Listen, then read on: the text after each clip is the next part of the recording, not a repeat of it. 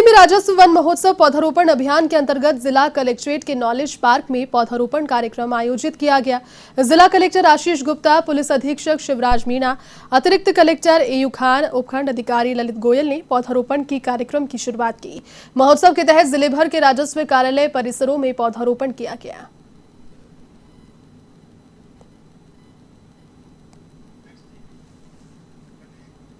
गणेश चतुर्थी के अवसर पर माउंट आबू में विशाल गणपति महोत्सव हुआ करता था, लेकिन कोरोना संक्रमण के चलते बीते वर्ष भी इसका आयोजन नहीं हो पाया और इस बार भी कोरोना की तीसरी लहर की संभावनाओं को देखते हुए प्रशासन ने गणपति महोत्सव नहीं आयोजित करने को लेकर थानाधिकारी देवेंद्र सिंह की अध्यक्षता में शांति समिति की बैठक का आयोजन किया। बैठक में पालिका आयुक्त रामकिशोर मौजूद रहे, जिन्होंने सभी लोगों से आग्रह किया कि गणेश चतुर्थी के अवसर पर सामूहिक कार्यक्रम नहीं करने की अपील की। भीलवाड़ा में गणेश जी की इको फ्रेंडली प्रतिमाएं बाजारों में सजी हुई है, तो वहीं कोरोना वायरस के चलते इस बार बड़ी प्रतिमाओं की मांग में काफी कमी आई है, जिसकी वजह से बाजार में बड़ी प्रतिमाएं नहीं बनाई गई।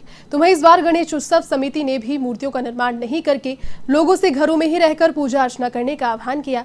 तो वहीं जिला कलेक्टर शिव प्रसाद एम नकाते ने कहा कि इस बार कोविड की वजह से सार्वजनिक स्थान पर किसी भी प्रकार के कार्य नहीं करने की अनुमति दी गई है, जिसकी वजह से इस बार भी पंडाल नहीं सजाए जाएंगे। इसलिए लोग अपने घरों में रहकर ही भगवान श्री गणेश की पूजा अर्चना करें।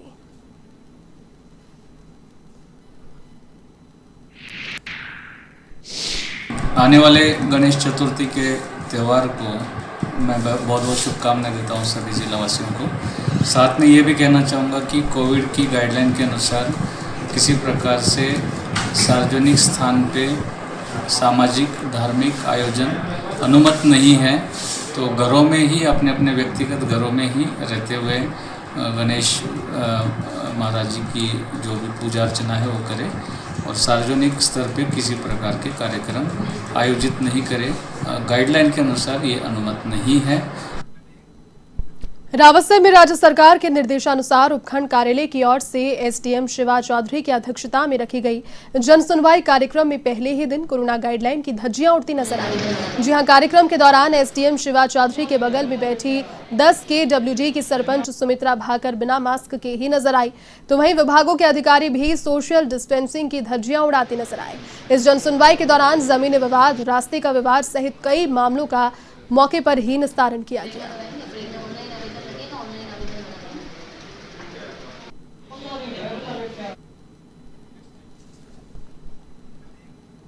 जोधपुर के लूनी में पूर्व विधायक जोगाराम पटेल पर हमले के मामले में भाजपा कार्यकर्ताओं ने कलेक्टर और कमिश्नर को ज्ञापन सौंपा। आपको बता दें कि धवा पंचायत समिति में हुए उपचुनाव के दौरान पूर्व विधायक पटेल पर हमला हुआ था।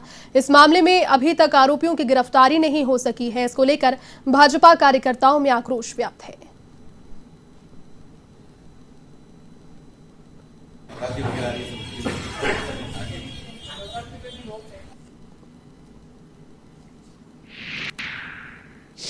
हिंसा का कोई स्थान नहीं है, लेकिन धवा पंचायत समिति में उप प्रधान के मतदान के समय हुई हिंसा और पूर्व विधायक जोगाराम जी पटेल पर जो हमला हुआ है, उसके विरोध में आज हम युवा मोर्चा जोधपुर देहात दक्षिण युवा मोर्चा की टीम कलेक्टर महोदय को ज्ञापन देने आए हैं और जल्द से जल्द आरोपियों को गिरफ्तार करने के लिए।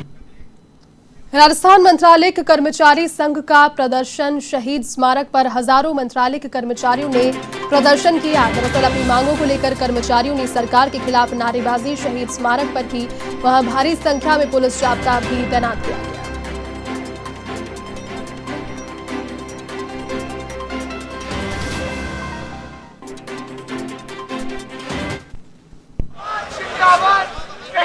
तो शहीद स्मारक पर भारी संख्या में पुलिस जाब्ता तैनात किया गया। तस्वीरें आपको दिखा रहे हैं कि बड़ा हुजूम यहां पर राजस्थान मंत्रालयिक कर्मचारी संघ का प्रदर्शन से जुड़ी हुई तस्वीरें। शहीद स्मारक पर हजारों मंत्रालयिक कर्मचारियों ने प्रदर्शन यहां पर किया।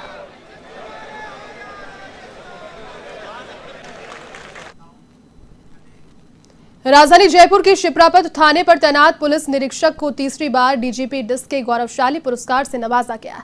खास बात इसमें यह रही कि जब से इस पुरस्कार की शुरुआत हुई है तभी से महावीर सिंह राठौर सम्मानित हो रहे हैं और महावीर सिंह राठौर प्रदेश के पहले सम्मानित पुलिस अधिकारी हैं जिन्हें पुलिस सेवा में उत्कृष्ट, सराहनीय और साहसिक कार्य करने के लिए तीसरी दफा डीजीपी डिस्क से सम्मानित किया गया।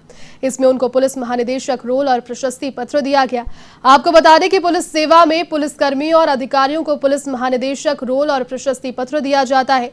ये पुलिस सेवा में बेहद ही गौरवशाली पुरस्कार माना जाता है।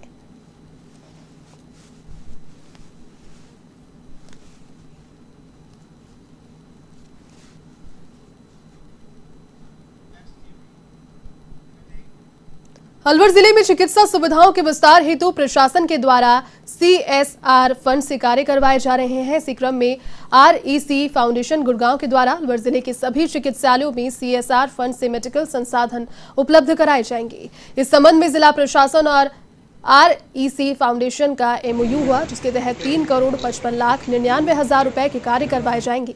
इस दौरान आयोजित प्रेस वार्ता में जिला कलेक्टर ननुमल पहाड़िया, फाउंडेशन के पदाधिकारी सहित CA किशन गुप्ता और आबकारी अधिकारी उमेदलाल मीणा उपस्थित रहे।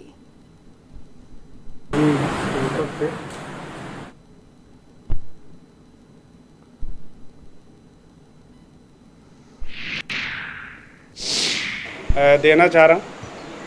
उसके बाद में हमने MD सर को भी, जो संजय मल्होत्रा जी हैं, और वो चूँकि राजस्थान काडर के ही हैं और उनका मन भी बड़ा उदार रहता है और राजस्थान के प्रति बहुत सॉफ्ट कॉर्नर है उनका, उनसे रिक्वेस्ट हमने 2-3 बार की। GM एक्चुअली ML मीणा साहब ने, इन्होंने बहुत प्रयास किया तो हमें 3.56 करोड़ रुपया। झुंझुनू DST प्रभारी कल्याण सिंह ने न केवल एक मानवता का धर्म निभाया बल्कि 2 महिलाओं की जान भी बचाई। जानकारी के अनुसार टीबा बसई का एक परिवार देवी माता के मंदिर में दर्शन करने के बाद वापस लौट रहा था। इस दौरान जसरापुर मोड़ पर नानोवाली बावड़ी के पास एक कार ने इस परिवार की गाड़ी को ओवरटेक करते समय टक्कर मार दी, जिसमें कार सवार 2 बुजुर्ग महिलाएं जख्मी हो गई। इस दौरान DST प्रभारी कल्याण सिंह अपनी कार से वहां से गुजर रहे थे। उन्होंने भीड़ को देखकर गाड़ी रोकी। 2 महिलाएं घायल अवस्था में तड़प रही थी। कल्याण सिंह ने दोनों महिलाओं को लेकर अस्पताल का रुख किया, जहां पर डॉक्टरों ने एक महिला को जयपुर के लिए रेफर किया। तो वहीं कल्याण सिंह के इस कदम की अब सभी और तारीफ और सराहना हो रही है।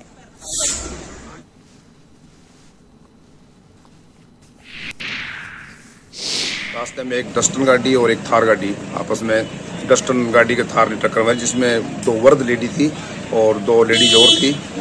वर्द लेडी को जो चोटें ज़्यादा आई, उनके पाँव फ्रैक्चर हो गया, एक हाथ फ्रैक्चर हो गया, सर में चोटें लगी। मैंने मेरी गाड़ी रोक करके उनको लेकर के और अपनी गाड़ी में, और प्राथमिक उपचार के लिए मैं थाने हॉस्पिटल लेके आया हूँ। थाने मैंने सूचना दी थी, थाने वाले भी अभी पहुँच रहे हैं। जालौर के भीनमाल में नर्मदा नीर संघर्ष समिति ने स्थानीय SDM कार्यालय पर धरना प्रदर्शन किया। साथ ही PM तथा CM के नाम तहसीलदार राम सिंह राव को ज्ञापन सौंपा, जिसमें समाज ने लोगों ने नर्मदा का पानी जल्द ही उपलब्ध करवाकर पेयजल संकट से निजात दिलाने की मांग की। इस दौरान राव महासभा के जिलाध्यक्ष अशोक सिंह उपावत ने कहा कि सरकार उनकी मांगों को जल्द पूरा करे, ये आम लोगों का मौलिक अधिकार है।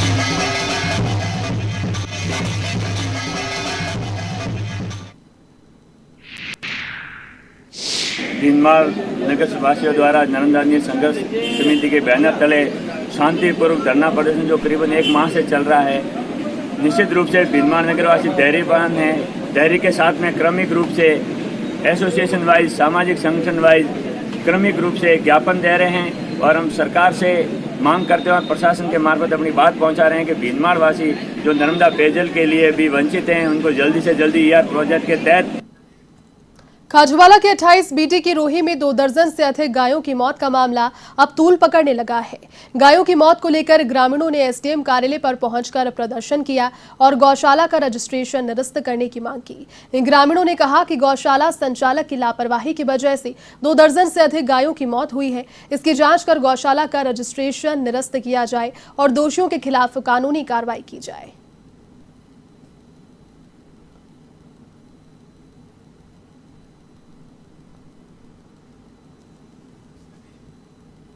खबर अपाली के देसुरी से, जहां नाल के पंजाब मोड़ में एक ट्रोलर ब्रेक फेल होने से पलट गया। इस हादसे में वाहन चालक घायल हो गया। जानकारी के अनुसार ट्रोलर देसुरी नाल के रास्ते से राजसमंद से सांचौर की ओर जा रहा था। इसी दौरान ब्रेक फेल होने से ट्रोलर बेकाबू होकर पलट गया। हादसे में घायल ट्रोलर चालक ने बताया कि उसके साथ चल रहे दोनों खरीदार मौके से फरार हो गए। इस दौरान हादसे का फायदा उठाकर चालक की 3000 रुपए की नकदी और मोबाइल फोन भी किसी ने चोरी कर लिए।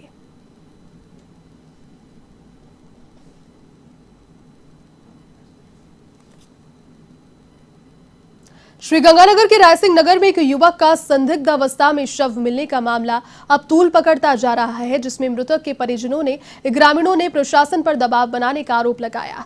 तो वहीं मामले की सूचना पर पुलिस मौके पर पहुंची और शव को अपने कब्जे में लिया। साथ ही सीसीटीवी फुटेज खंगालकर तहकीकात में पुलिस जुटी है। तो वहीं दूसरी ओर मृतक के परिजन आरोपियों की गिरफ्तारी के बिना पोस्टमार्टम नहीं कराने पर अड़े हैं। साथ ही भीम आर्मी संभाग अध्यक्ष करण नायक सहित ग्रामीणों ने आरोपियों को पकड़ने की मांग की है।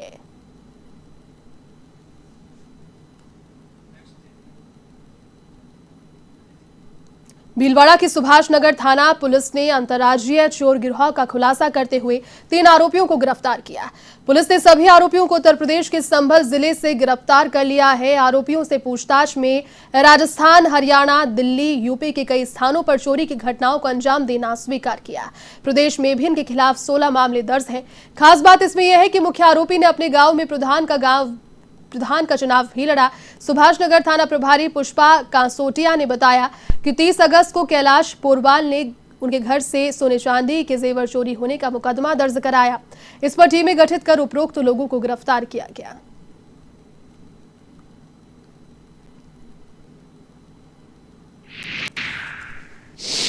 दिनांक 30 तारीख को, इसी पिछले महीने की 30 तारीख को सुभाष नगर में एक रिपोर्ट आई थी कि आरसी व्यास में कोई रहते हैं, जिन्होंने बताया कि मैं अपनी बेटी से मिलने चित्तौड़ गया हुआ था, तो वापस आके देखा तो मेरे घर के ताले वगैरह टूटे हुए थे। इस पर अपन एक मुकदमा दर्ज किया था और इस पर साइबर सेल की मदद से और आसपास के सारे कैमरे तलाशे।